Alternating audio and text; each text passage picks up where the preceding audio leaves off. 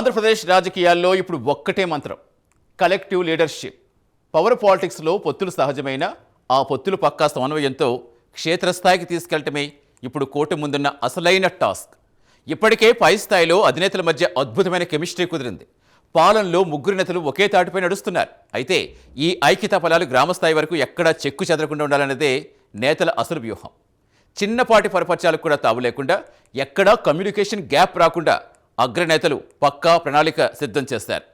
అసలు వివాదాలే వద్దు నినాదం వెనుక ఉన్న పొలిటికల్ మాస్టర్ ప్లాన్ ఏంటి? క్షేత్రస్థాయిలో కేడర్ను ఏకోన్ముఖం చేసేందుకు కూటమి సర్కారు వేస్తున్న ఆ అడుగులేంటి? ఇదే ఈనాటి అనాలిసిస్.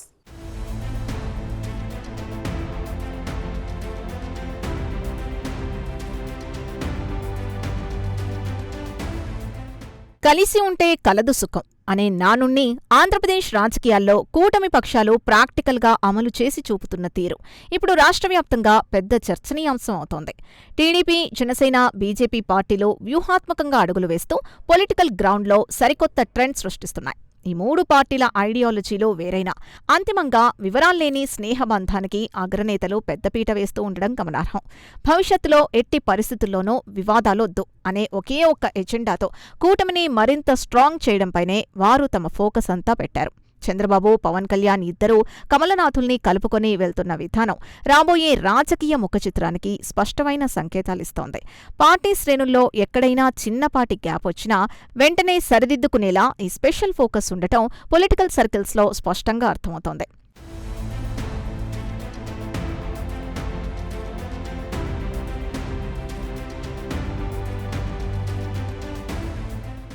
కేవలం పై స్థాయిలో మాత్రమే ఐక్యత ఉంటే సరిపోదని గ్రహించిన ముఖ్యనేతలు దాన్ని గ్రౌండ్ లెవెల్కు తీసుకెళ్లేందుకు పక్కా ప్లానింగ్తో ఉన్నారు.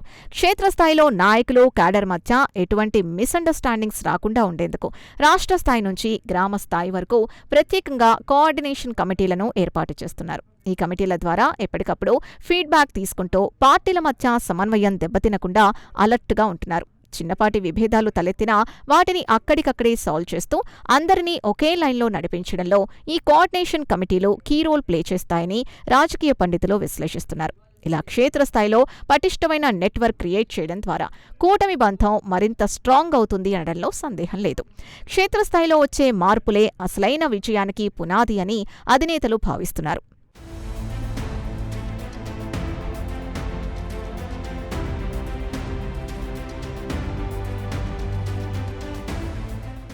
ఈ క్రమంలోనే ఐక్యతను మరింత బలోపేతం చేసేందుకు త్వరలోనే జిల్లాల వారీగా జాయింట్ మీటింగ్స్ నిర్వహించడానికి అధినేతలు గ్రీన్ సిగ్నల్ ఇచ్చారు.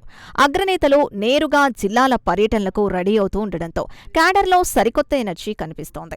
కేవలం ఎన్నికల సమయంలోనే కాకుండా ప్రభుత్వం ఏర్పడిన తర్వాత కూడా అదే పోరాట స్ఫూర్తిని నేతల్లో కొనసాగించేలా ఈ టూర్స్ డిజైన్ చేస్తున్నారు. నాయకులంతా ఒకే వేదికపైకి వచ్చి కూటమి లక్ష్యాల్ని, విజన్ను వివరించడం ద్వారా ప్రజల్లోకి బలమైన మెసేజ్ వెళ్లేలా జాగ్రత్త పడుతున్నారు. ఈ ఉమ్మడి పర్యటనలో కేవలం రాజకీయ సమీకరణాల కోసమే కాకుండా రాబోయే రోజుల్లో ప్రతిపక్షాలకు ఏమాత్రం ఛాన్స్ ఇవ్వకుండా ఉండేందుకేనని స్పష్టంగా అర్థమవుతోంది. ఈ ఎత్తుగడల ద్వారా భవిష్యత్ సవాళ్లను ధీటుగా ఎదుర్కొనేందుకు కూటమి సంసిద్ధమవుతుందన్న తీరు ఇప్పుడు చర్చనీయాంశంగా మారింది.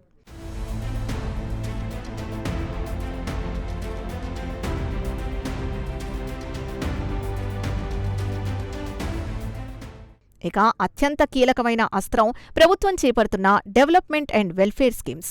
గత 5 ఏళ్ల పాలనలో నిలిచిపోయిన అభివృద్ధితో పోలుస్తూ నేటి కూటమి సర్కార్ సాధిస్తున్న ప్రగతిని ప్రజల కళ్లకట్టేలా చెప్పడానికి నేతలు సమిష్టి కార్యాచరణను రెడీ చేశారు. ప్రభుత్వ ఆశయాల్ని, పథకాల లబ్ధిని కేవలం ఒక పార్టీ క్రెడిట్గా కాకుండా కూటమి ప్రభుత్వ సక్సెస్గా ప్రొజెక్ట్ చేసేందుకు ఉమ్మడి ప్రచారాన్ని నిర్వహించనున్నారు. ఈ పక్కా వ్యూహం ద్వారా ప్రజల మద్దతును పూర్తిస్థాయిలో కూడగట్టుకోవచ్చని ముఖ్యనేతలు విశ్లేషిస్తున్నారు. అటు సంక్షేమం, ఇటు అభివృద్ధి 2 ట్రాక్ల మీద బండిని పరుగులు పెట్టేస్తూ ఎటువంటి పొలిటికల్ డిస్టర్బెన్స్ లేకుండా ముందుకు సాగుతున్న తీరు రాష్ట్ర రాజకీయాల్లో నిలిచిపోయే మార్పుకు సంకేతాలిస్తోంది. సుస్థిరమైన పాలన వైపు ఏపీ అడుగులు వేస్తోందని దీని ద్వారా అర్థమవుతోంది.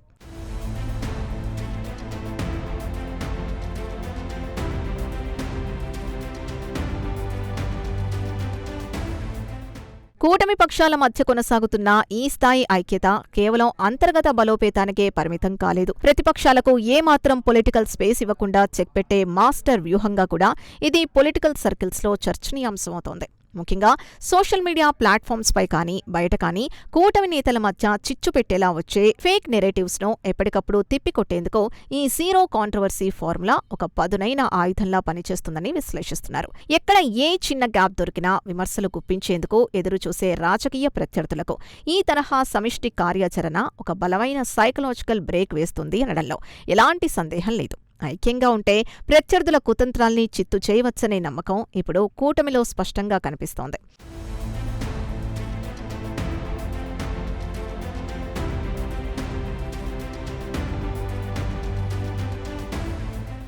వీటన్నిటికీ మించి మూడు పార్టీల అధినేతలు రాష్ట్ర ప్రయోజనాలే పరమావధిగా అడుగులు వేయడం కార్యకర్తల్లో సరికొత్త భరోసాను నింపుతోంది. సాధారణంగా సంకీర్ణ ప్రభుత్వాలు అనగానే పవర్ కోసం కుమ్ములాటలే ఉంటాయనే అపోహను చెరిపివేస్తూ పూర్తికాలం పాటు ఎలాంటి ఒడిదుడుకులు లేని పటిష్టమైన పరిపాలనను అందించబోతున్నామనే స్పష్టమైన సంకేతాలిస్తోంది.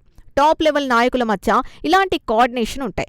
ఆటోమేటిక్గా అడ్మినిస్ట్రేషన్లో స్పీడ్ పెరుగుతుందని, ఇది పెట్టుబడులు పెట్టే పారిశ్రామిక వర్గాలకు సైతం ఒక పాజిటివ్ ఎన్విరాన్మెంట్ని క్రియేట్ చేస్తుందని సామాజిక వర్గాలు సైతం విశ్లేషిస్తున్నాయి. ఈ ఐక్యరాగం భవిష్యత్ ఆంధ్రప్రదేశ్కు ఒక బలమైన భరోసాగా మారుతూ ఉండడం ఇప్పుడు రాష్ట్ర రాజకీయాల్లో హాట్ టాపిక్గా మారింది.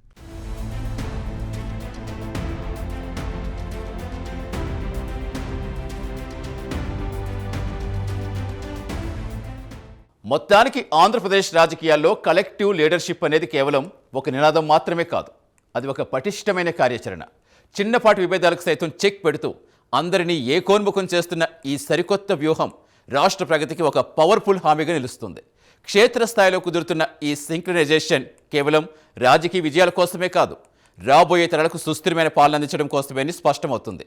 ఐక్యంగా అడుగులు వేస్తున్న ఈ మూడు పార్టీల ప్రయాణం ఆంధ్రప్రదేశ్ భవిష్యత్తును సరికొత్త శిఖరాలకు చేరుతుందనడంలో ఎలాంటి సందేహం లేదు. రాష్ట్ర ప్రయోజనాలే పరమావధిగా సాగుతున్న ఈ ప్రస్థానం భారత రాజకీయాల్లోనే ఒక గొప్ప పొలిటికల్ లెగసీని క్రియేట్ చేయబోతోంది.